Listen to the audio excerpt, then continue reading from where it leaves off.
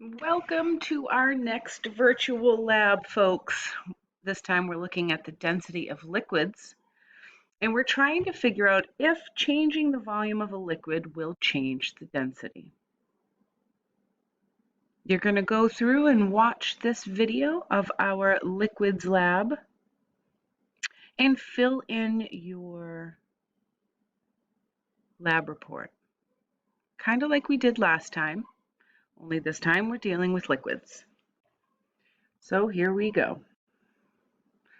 You're going to have two different liquids in this lab, liquid A and liquid B. We're going to use a graduated cylinder, a balance, and you're going to need a calculator.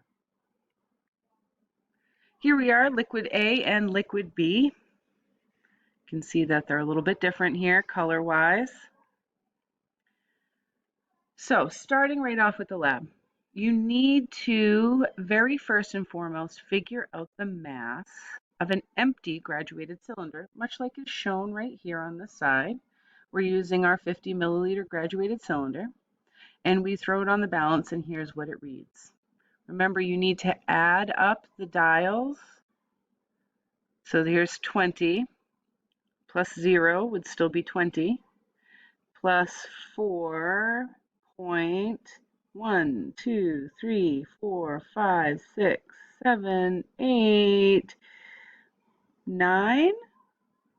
So we'd have 24.90 grams for the empty graduated cylinder. During this whole virtual lab, you're going to need to be reading the balances to figure out the mass of whatever is on it. And so, as soon as you figure that out, you're going to go ahead and type that into your document. Now, I highly recommend, as you're watching this video, you have the video on one screen and open up a second screen to have your lab available. So then we pour in 10 milliliters of liquid A. So liquid A was our yellow liquid, and we can see right here that this is 10 milliliters, and this again is the mass of 10 milliliters of the liquid.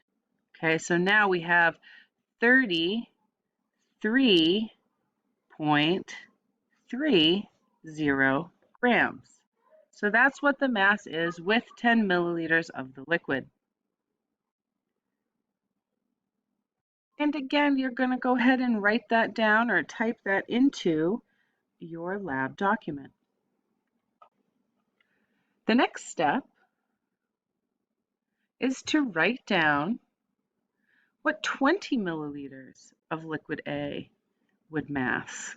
So here's 20 milliliters now in the graduated cylinder. And we're going to add up these riders. So we have 41.70 grams. I'm going to let you do the last three on your own. We add 30 milliliters of liquid A into the empty graduated cylinder. And what does that read?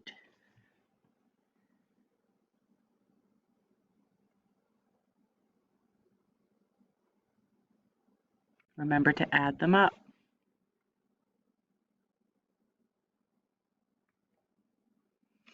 And now 40 milliliters of liquid A. What is the mass in this picture? Add up your riders. Remember, at any point you can pause this video so that you can take the time to read them.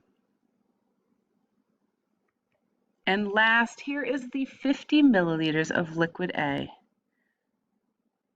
What is its mass?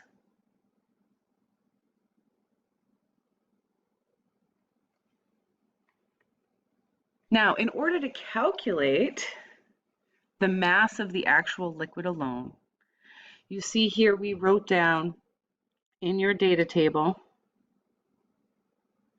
the mass of liquid A, the mass of the empty graduated cylinder while dealing with liquid A, and we wrote that in as 24.90 grams.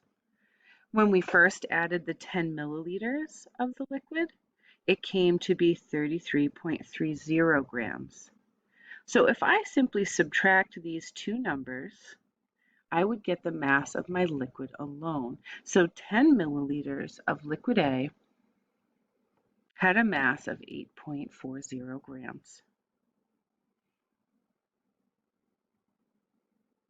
So now if you were looking at 10 milliliters of liquid A and you're looking at your data table all the way across now, the empty graduated cylinder was 24.90 grams. Once you added 10 milliliters, it was 33.30 grams. We already calculated the mass of the liquid at 8.40 grams by simply subtracting these two numbers. So once I know the mass of my liquid alone, I can just divide by the volume that was in the graduated cylinder, in this case 10 milliliters, and come up with my density. All your densities should be rounded to the tenths place. Okay, all densities are going to be rounded to this tenths place. So whatever this number came out to be, it should have been 0.84, and that would actually be rounded to 0.8. Now you should be able to, based on all the information you have in your data table, to calculate both the mass of liquid for each of your volumes and then the density of the liquid for each of the volumes.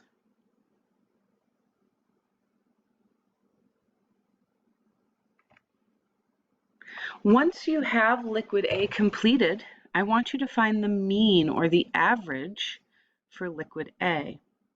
If you add all of the densities together and then divide by, I believe there's 5 of them, you should be able to figure out what the average density for that liquid is.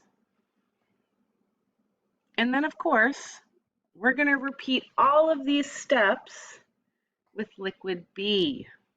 So remember, the first thing you need to do is to write down the mass of the empty graduated cylinder. Add up those riders. What does that come out to be?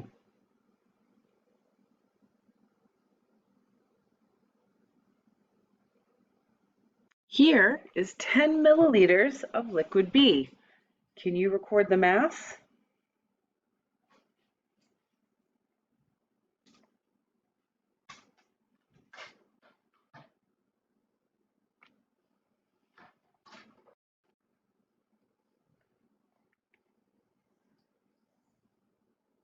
And then 20 milliliters of liquid B.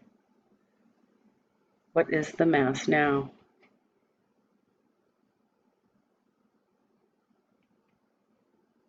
Here's 30 milliliters of liquid B.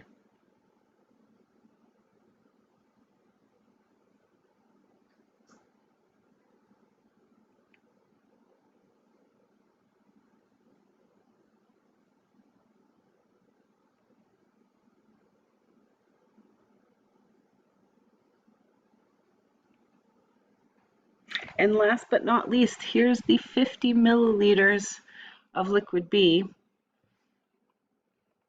in the graduated cylinder. Remember to add them up. So this would be 70 plus 5, so 75.10.